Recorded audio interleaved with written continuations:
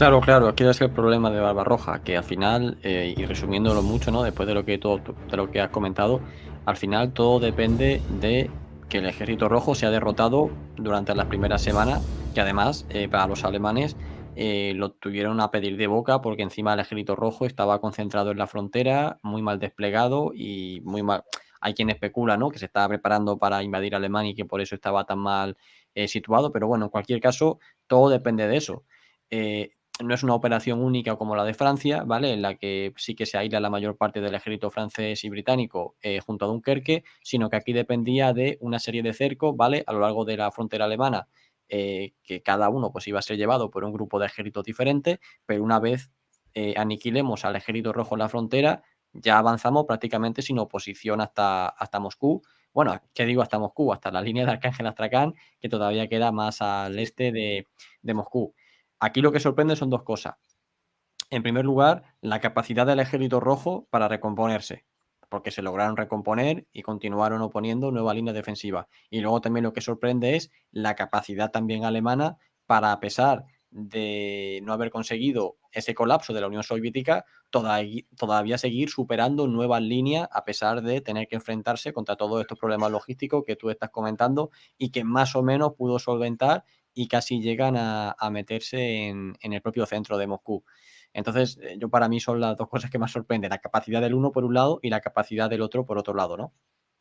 Sí, lo que comentas, bueno, comentas, claro, una cantidad de cosas Ya, de ya, ya. gran importancia, ¿no? Lo primero es la cuestión de efectivamente, del dispositivo militar soviético, cómo se encontraba el 22 de junio del 41, ¿no?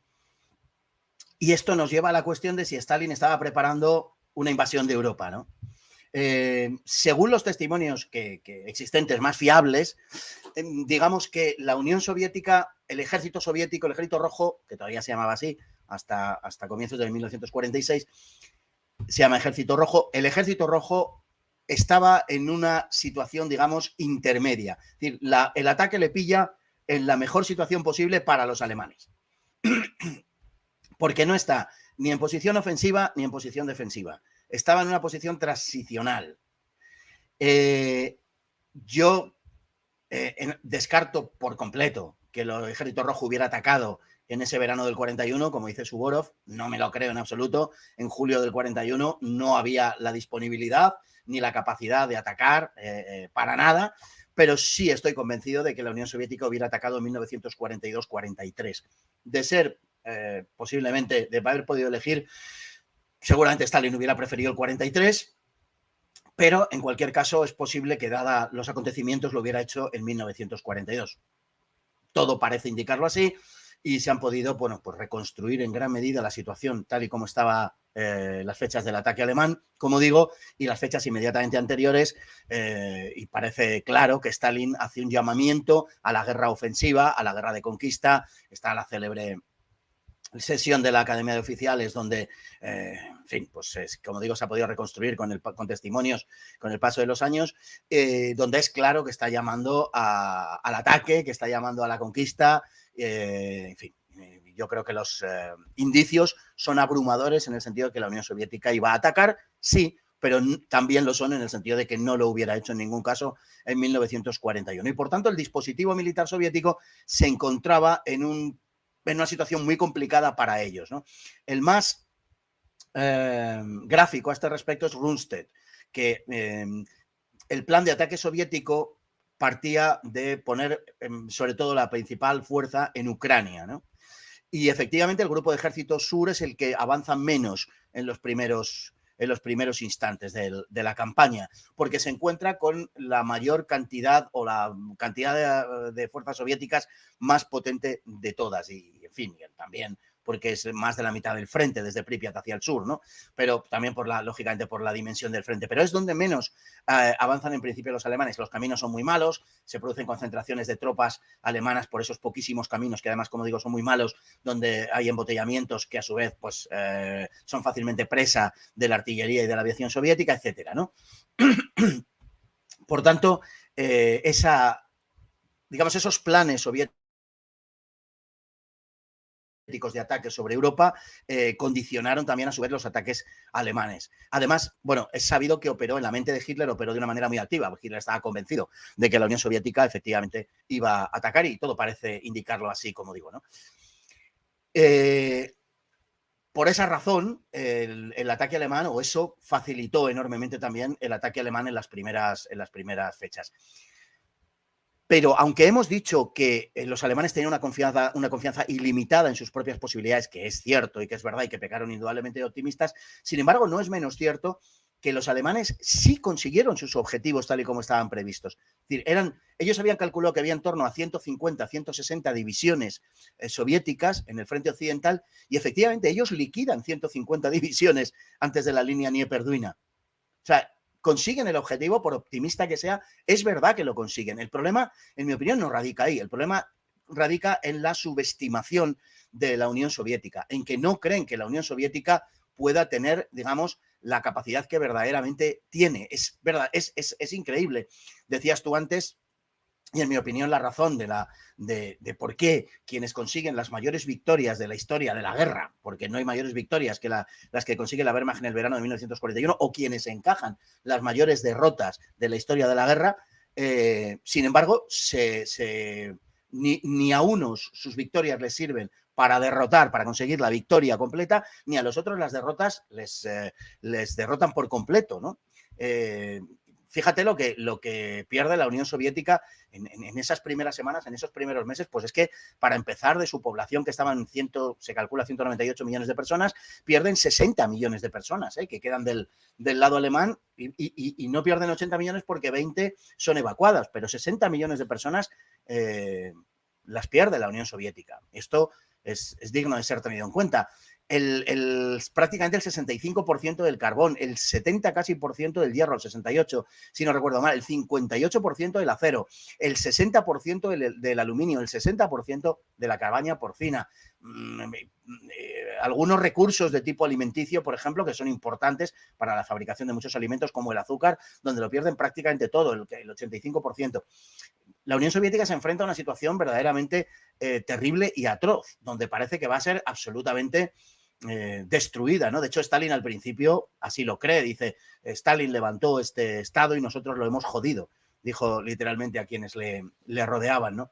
Y la situación era verdaderamente tremenda, ¿no? O sea, pero mediante una dirección política sencillamente inflexible, porque fue así, la inflexibilidad bolchevique, la capacidad de asumir cualesquiera derrotas, de encajar cualesquiera pérdidas, es igual, de seguir adelante, fue lo que les salvó. Ningún país hubiera soportado la pérdida militar y civil que pierde la Unión Soviética solo en 1941. Si nos vamos ya al final de la guerra, donde hoy está calculado en 27 millones las pérdidas humanas, solo las pérdidas humanas, imagínate.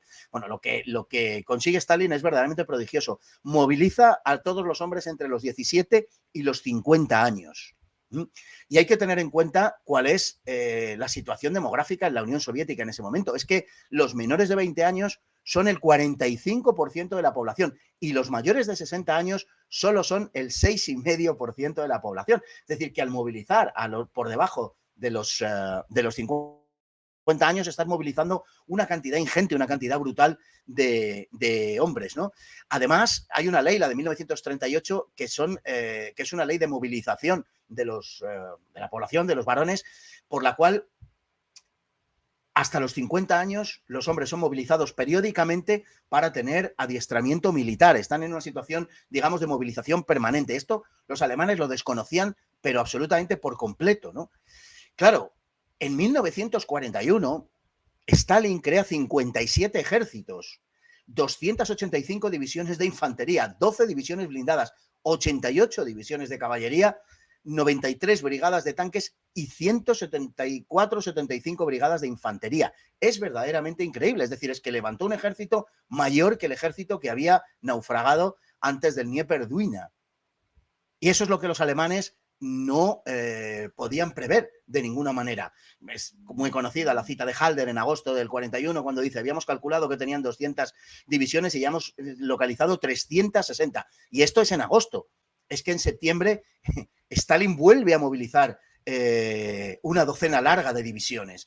Y en octubre, y en noviembre, y en diciembre, verdaderamente es algo absolutamente increíble. Y luego hay que también, hablabas tú al comienzo de los paralelismos que pudiera haber con algunas situaciones de la actualidad. Bueno, pues hay que reseñar la dureza del soldado soviético, que llamó la atención de los alemanes desde el principio. El soldado soviético no era como el soldado polaco, como el soldado francés, como el soldado británico, y eso que los alemanes tenían muy buena concepción del soldado británico, pero no era como ellos, bueno, es sabido, por ejemplo, que ante los ataques de los Stuka, pues se producía una paralización de unidades militares, ¿no? De los soldados por temor a la trompeta de Jericó, ¿no? El tremendo ruido que hacían los Stukas, el silbar de los proyectiles, los ataques de artillería alemanes concentrados, etcétera. El soldado soviético no se rendía, decían los alemanes que había que matarlos 2 veces, ¿no? Y la dureza del soldado soviético fue un tributo que los alemanes rindieron a los soldados durante la guerra y después de la guerra. Pensemos, por ejemplo, los que habían participado en la campaña del oeste dijeron aquello de que, hombre, esto sí que ha sido una guerra verdaderamente civilizada, ¿no? Porque era una guerra sobre carreteras, sobre autopistas, era una guerra en la cual los propios franceses se negaban a volar las gasolineras, porque no querían renunciar a su nivel de vida. Si tenían que ocuparle a los alemanes, bueno, chicos, pues ¿qué le vamos a hacer? Había que haber ganado la batalla, ¿no? Y si la hemos perdido, no lo destruyamos todo. El soldado ruso, el soldado soviético, por contra, tenía una concepción total de la guerra desde el principio. Claro que había que destruirlo todo, claro que había que quemar la tierra, claro que había que practicar una política de tierra quemada. Y eso es lo que sucedió y los alemanes se encontraron con un tipo de guerra que no esperaban, con una guerra extremadamente dura donde todos luchaban hasta el final. Seguramente no ha habido una guerra de la dureza de la guerra germano-soviética entre 1941 y 45. Bueno, seguramente no. No ha habido una guerra, aunque haya habido en otras guerras episodios puntuales que puedan compararse, la continuidad del esfuerzo que requirió y de la inhumanidad que se desplegó en aquella guerra no tiene paralelo absolutamente con nada. Los comunistas estaban absolutamente dispuestos a matar a los alemanes y los nazis y los alemanes estaban absolutamente dispuestos a matar a los comunistas, a los soviéticos y a los rusos, y ni unos ni otros hacían distingos entre alemanes y nazis y rusos y comunistas. O sea, había una identificación absoluta que llevó a que la guerra fuera, como digo, de una dureza absolutamente extrema. Stalin aprovechó, digamos, ese grado de movilización en el que también estaba el país desde 1917, esto también tenemos que tenerlo en cuenta, en la Unión Soviética había una frenesí ideológico, por decirlo de alguna manera, y le fue bastante fácil apelar a instintos como el patriotismo, que ya sabemos que echó mano Stalin mucho más que de la ideología, echó manos del patriotismo ruso para movilizar a la población, con un enorme y gigantesco éxito. Pensemos en la evacuación, por ejemplo, que tuvo lugar de las industrias al otro lado de los Urales, ¿no? En la capacidad productiva de la Unión Soviética, que fue verdaderamente prodigiosa. Perdieron 20.000 carros de combate, como poco,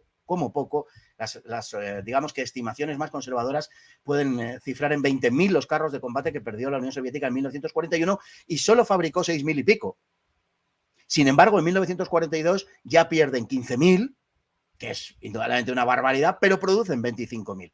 Y esa capacidad de movilización, esa fanatización se operó a través de Stalin, a través del Partido Comunista, es lo que permitió contener, aunque fuera en in extremis, a los alemanes, derrotarlos y finalmente, bueno, ganar obviamente la campaña y entrar en Berlín. Por tanto, es un factor que debe tenerse en cuenta de una manera primordialísimo. Sin duda ninguna es una cuestión política e ideológica de la que se valió Stalin para imponer una dureza que ningún otro país podía haber desarrollado, ni para encajar las derrotas brutales que encajó, ni para luego imponerse. Es verdaderamente imposible explicar de otra manera el que aquellas derrotas que se contaban por millones de hombres, es que pensemos que en Kiev, por ejemplo, la Unión Soviética pierde, por todos los conceptos, la batalla de Kiev de septiembre del 41, pierde en torno a 1 millón de hombres, en torno a 1 millón. Siempre se habla de los 675.000 prisioneros, que los soviéticos luego han dicho que no fueron tantos, que fueron 550.000. Bueno,